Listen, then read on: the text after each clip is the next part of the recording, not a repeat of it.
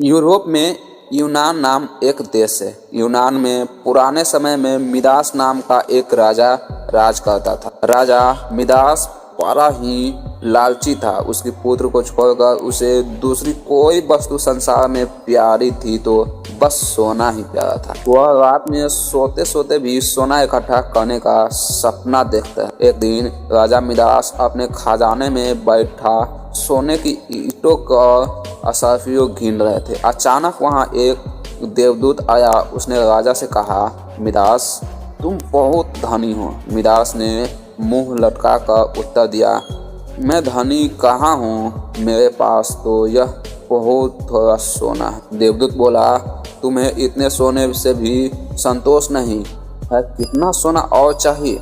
राजा ने कहा, मैं तो चाहता हूँ मैं जिस वस्तु को हाथ से संपन्न करूँ वह सोने की हो जाए। देवदूत हंसा और बोला, अच्छी बात है, कल सवेरे से तुम जिस वस्तु को छुएंगे वह सोने ही हो जाएगा। उस दिन और रात में राजा मिदास का नींद नहीं आया। वह सुबह उठा, उसने एक कुर्सी पर हाथ रखा, वह सोने की हो गई। एक मेज को छुआ, वह सोने की बन गई।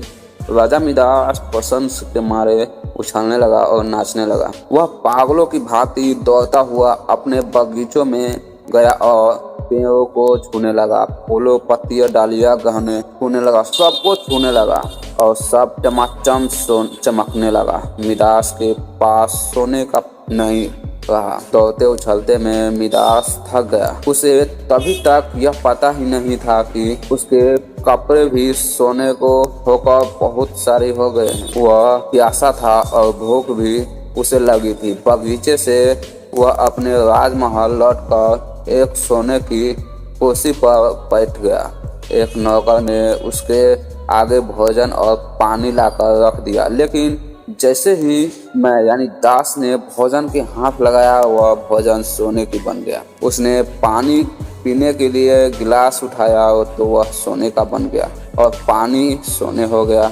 मिदास के सामने सोने की रोटियां, सोने के चावल, सोने के आलू आदि सभी होने लगा।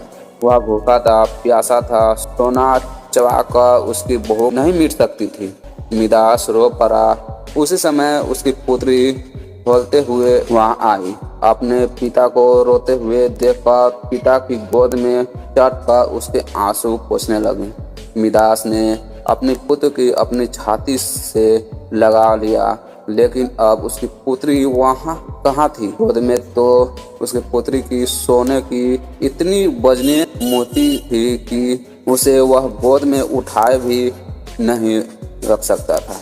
बेचारा मिदास ही पटक पटक कर रोने लगी। देवता को दया आ गई। वह फिर प्रकट हुआ। उसे देखते ही मिदास उसके पैरों पर गिर पड़ा और गिड़गिड़ा कर प्रार्थना करने लगा, अपना वरदान वापस लौटा लीजिए। देवता ने पूछा, मिदास अब तुम्हें सोना नहीं चाहिए, अब बताओ एक गिलास पानी मूल्यवान है या सोना? कपड़ा रोटी मूल्यवान है या सोना? मिदास ने हाथ जोड़कर कहा, मुझे सोना नहीं चाहिए। मैं जान गया हूँ कि मनुष्य को सोना नहीं ही चाहिए। सोने के बिना मनुष्य का कोई काम नहीं अटकता। एक गिलास पानी और एक टुकड़ा रोटी के बिना मनुष्य का काम नहीं चलता। अब सोने का लोभ नहीं करूँगा। देवदूत ने एक कटोरे में जल दिया और कहा, इसे सब पर फेंका दो। मिदास ने वह जल अपनी मेज पर, कुर्सी, भोजन पानी पर और बगीचे में पेड़ पर छिड़का दिया।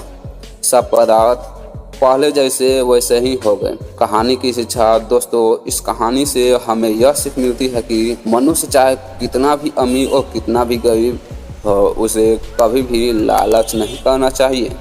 अत्यधिक लालच करने से उसके पाप हो जाता है।